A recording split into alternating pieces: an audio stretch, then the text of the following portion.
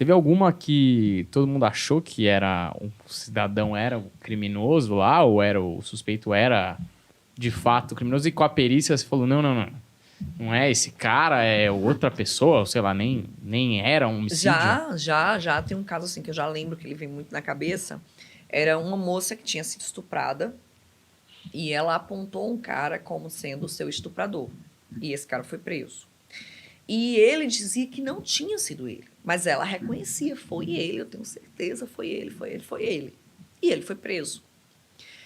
E a gente foi coletar material genético dele, porque tinha ficado sêmen nas partes íntimas dela. Quando ela foi conduzida ao IML, foi feito o exame de corpo de delito nela, foi coletado esse material vaginal. E tinha sêmen.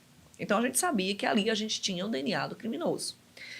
E ele foi preso, esse rapaz, dizendo que não era, que ele era inocente. E quando a gente fez o confronto genético, é tanto que ele cedeu o material dele de livre e espontânea vontade, porque não é obrigado a ceder, Sim. né?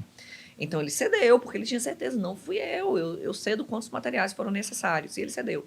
E, realmente, o confronto genético mostrou que não era ele, não tinha sido ele. Só que a moça, mesmo diante desse exame, ela dizia, mas foi ele, eu não sei o que aconteceu, foi ele. O cara foi a julgamento. Uhum. Mesmo assim, com aquela prova, não arquivaram. Ele foi a julgamento.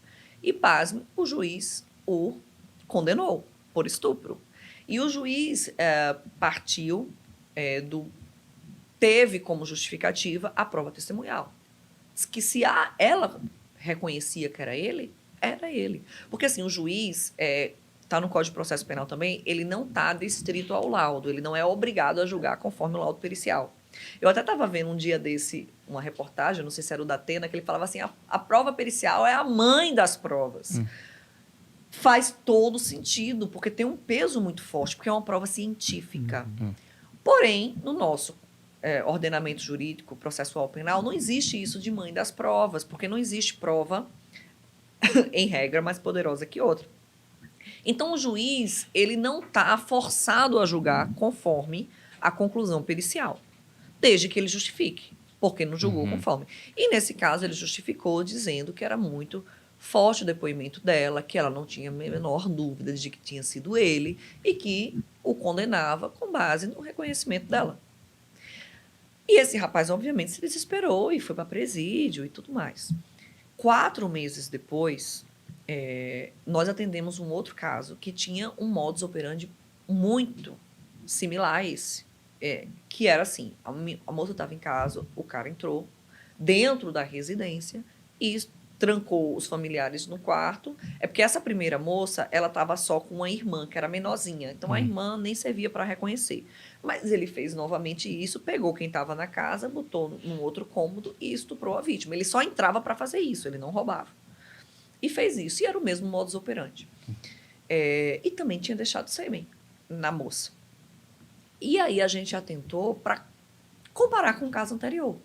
Mas imagina isso acontecendo em inúmeros casos, ou numa cidade vizinha, você não vai atentar para isso.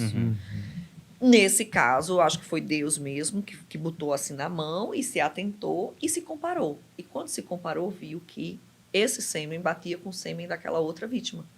E quando a gente fez o confronto com o do acusado, esse segundo acusado, bingo, dizia que era ele para os 2 estupros. Aí ele foi confrontado em interrogatório e ele assumiu. Ele disse, não, estuprei ela, estuprei outra e assumiu mais uns outros 3 estupros assim. Era um cara que já estava fazendo vítimas há um tempo e não tinha sido pego. E aí foi informado, a defesa desse outro cara que tinha sido preso disse, olha, a gente tem uma prova nova, quando você tem uma prova nova você pode reabrir aquele caso, você pedir um novo julgamento. E isso foi apresentado. E ele foi julgado novamente, assim, em nível de recurso. Aí já foi o desembargador que pegou o caso. E a coisa mais difícil que tem é um juiz querer contrariar outro juiz, né? Diante dessa prova, que foi admitida, o desembargador reconheceu que o cara não tinha estuprado a primeira moça. Mas que isso foi só um acaso. Que o primeiro juiz não tinha errado. Mas que foi um acaso e que por obra do destino se conseguiu chegar ao verdadeiro acusado. Ora, obra do destino não era. Existia uma prova pericial que já demonstrava que o cara não era culpado. A gente estava usando como base para a condenação, o juiz, no caso, uma prova testemunhal, que é falha, que é cheia de emoção e que pode ser mentirosa muitas vezes. Não acredito que o da moça, assim, era dolosamente mentirosa. É porque ela estava sob forte emoção. Ela realmente... É difícil uma vítima, ao ser estuprada, ela querer olhar na cara do estuprador. Acredito que deve ser muito difícil isso acontecer. E quando chegou para o outro acusado, que ela foi colocada para identificar, ela também disse, reconheço, sem sombra de dúvidas, que é ele. Ou seja, ela deve ter se fixado em algum ponto específico da aparência dele. E aí que o outro compartilhava essa mesma... tudo. Sim. E, bom, aí se conseguiu, só, segundo o desembargador, diante do acaso, demonstrar que o primeiro não era o culpado. Então, imagina quantos passam por isso. Sim. Muitos passam por isso, né? Aí, como esse caso que eu falei do suicídio ou homicídio, que o delegado tinha certeza que era um suicídio, a gente chegou lá, não é. Isso aqui é um homicídio. E vários acontecem assim. Que vem a prova pericial para demonstrar que realmente o que aconteceu não era aquilo que estava se achando que tinha acontecido. Aí tem muitos casos. Cara, uau. Que, né? Não é? Que aflição ser esse cara que tá lá, nem sabe por quê. Mas que bom que, tipo... Porque é isso, né? A galera acha que é assim. Você tá lá na delegacia, acontece um estupro hoje, aí esse outro estupro aconteceu dali 4 dias e você fala, vamos ver se, né? Não, é 280 mil casos e você tem que pensar um e falar, mano, isso aqui tá muito parecido e tem que unir, né? E a bondade dessa pessoa em pensar, mas teve aquele outro caso que vale testar, né? Porque, tipo, o cara tá preso lá, assim, eu imagino que eu esperando da natureza humana é tipo, mano, deixa lá, já tá foi, preso, já, entendeu? É por isso que a gente precisa investir muito na inteligência da polícia, né? A gente não combate a criminalidade hoje em dia com armas, a gente combate com inteligência. E os bancos de dados para confrontos de informações fazem parte disso. Então, por exemplo, eu tenho que ter um banco de dados de vítimas de estupro, por exemplo. Só um exemplo. Por quê?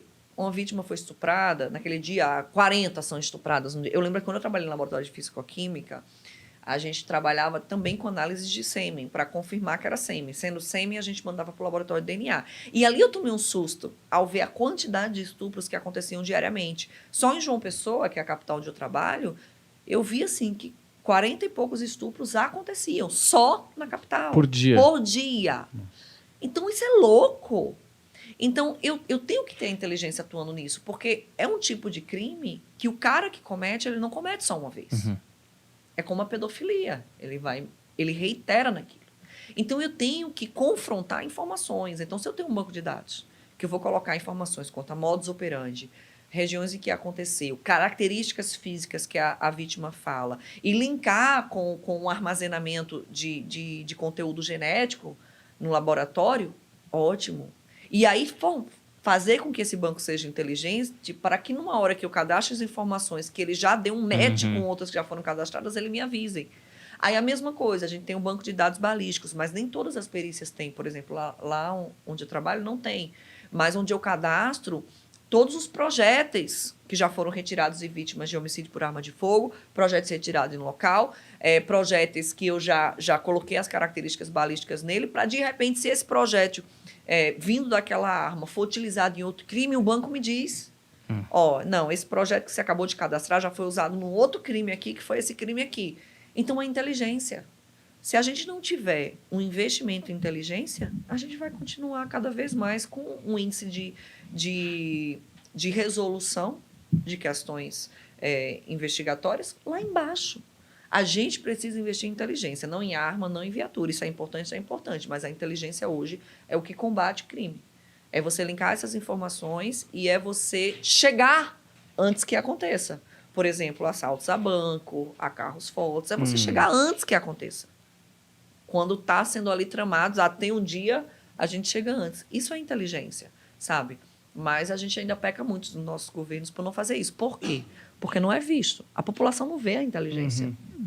E muita coisa que é concluído pela inteligência, a população não sabe, porque a polícia não pode falar tudo que faz, como faz.